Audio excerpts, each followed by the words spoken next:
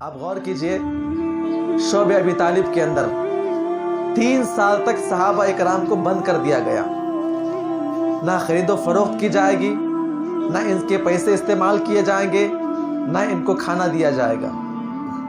بعض صحابہ اکرام نے اس منظر کو ہمارے سامنے پیش کیا کہ 3 سال تک اس جنگل کے اندر صحابہ اکرام نے زندگی گزاری. کئی مائیں اپنے بچوں کو لے کر وہاں پر چلی گئی. بچے بھوک سے بلک بلک کر روتے. رات میں جب بچے روتے تو پورے مکہ میں آواز آتی بچوں کے رونے کے لیے. کیوں؟ بھوک سے نڈال گئے. مائیں دودھ پلانا چاہتی ہے بچوں کو، لیکن غور کریں ماؤں کے چھاتی میں دودھ نہیں. کیوں؟ ماں کو بھی کھانا نصیب نہیں ہوا ہے. 3 سال کی مدت وہاں پر گزری، 1-2 مہینے نہیں. لاک ڈاؤن میں ہمیں معلوم ہو رہا ہے کتنے لوگ مر رہے ہیں. اور 3 سال کی مدت صحابہ اکرام کا مال چھین لیا گیا اور کھانے کے لیے کچھ نہیں. اور صحابہ اکرام بیان کرتے ہیں جو ہم نے 3 سال کی مدت ہم نے کاٹا ہے، اللہ بہتر جانتا ہے کہ ہم مہینے میں صرف 1 یا 2 مرتبہ ہمیں کھانے کو نصیب ہوا کرتا. مہینے میں 1 یا 2 مرتبہ میں کھانے کو نصیب ہوا کرتا. ایک صحابی کہتے ہیں میں پیشاب کر رہا تھا. پیشاب جہاں پر کر رہا تھا وہاں پیشاب لگ کر واپس آ رہا تھا. غور کرو میرے بھائیوں، پیشاب وہاں پر لگ کر واپس آ رہا تھا. پیشاب میں ختم کرنے کے بعد دیکھتا ہوں تو وہاں پر چمڑا تھا. میں نے اسے دھویا اور اسے چوسنا شروع کر دیا اپنی بھوک مٹانے کے لیے. اگر نہیں کھاؤں گا تو مر جاؤں گا. اور کئی صحابہ اکرام اس دین کی ترویج کے لیے، دین کو پہنچانے کے لیے، آپ یقین نہ کریں درختوں کے پتے چبا چبا کے کھا لیا کرتے تھے. بعض صحابہ اکرام کہتے ہیں پتے اور کانٹے چبانے کی بنا پر ہمارے جو منہ تھے وہ زخمی ہو گئے تھے اور ہمیں انسانوں کی طرح نہیں بلکہ جانوروں کی طرح ہمارے پاس سے پیخانہ نکلا کرتا.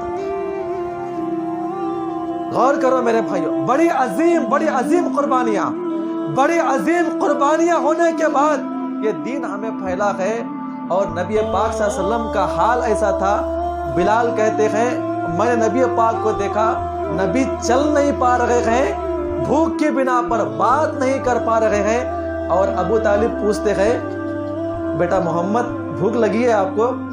نبی پاک کہتے ہیں نہیں ہمیں بھوک نہیں لگی. آپ کو لگی ہے؟ محبت یہاں پر شیئر کر رہے ہیں. بلال نے دیکھا نبی پاک صلی اللہ علیہ وسلم مہینوں میں 1 مرتبہ کھا رہے ہیں اور اپنے پیٹ پہ پتھر باندھے ہوئے ہیں. اور رات میں چوری چپ کے دیواروں سے ہوتے ہوئے، درختوں سے نکلتے ہوئے مکہ میں آ کر ایک یہودیہ عورت سے کہتے ہیں شاید آپ کو معلوم ہوگا میں نے اپنی آنکھوں سے منظر دیکھا ہے، اللہ کے نبی کریم صلی اللہ علیہ وسلم دین کے کام کے لیے اتنے نڈھال ہے، بھوک کے مارے آپ کے زبان سے آواز بھی نہیں نکلتی ہے، آواز بھی نہیں نکلتی ہے، لہٰذا آپ مجھے روٹی پکا کر دیں. اس عورت نے کہا دروازے کے پیچھے بیٹھ جاؤ، میں ابھی آپ کے سامنے روٹی پیش کروں گی. روٹی بنا کر وہ عورت پیش کرتی اور حضرت بلال اپنے بغل میں رکھ کر راتوں میں اندھیرے میں نبی پاک کے پاس آ کر اکیلے چھپ کر کہتے اے اللہ کے نبی میں آپ کے لیے روٹی لایا ہوں، لہٰذا آپ کھا کے سحریاب ہو جائے، مجھے آپ کی تکلیف برداشت نہ ہوتی. 1-2 روٹی ہے. نبی پاک نے سب کو اعلان کیا چچا جان ابو طالب، اے فلاں بچے، اے فلاں لوگ آؤ کھاؤ، اللہ نے روٹی کا انتظام کیا ہے. بلال کہتے ہیں میں نے نبی کے لیے لایا تھا اور ہمارے نبی اتنے مہربان ہیں، بچوں کو بلا بلا کر ٹکڑے ٹکڑے کر کر ان کے ہاتھ میں دیتے ہیں اور بچے روٹی کے ٹکڑے لے کر خوش ہو کر اپنے ماؤں کے پاس جا کر کہتے ہیں اللہ نے ہمیں کئی دنوں کے بعد کھانا نصیب کیا. 3 سال کی مدت میرے بھائیوں، تب جا کے دین ہمیں پہنچا ہے. یہ دین ہمیں پہنچا ہے.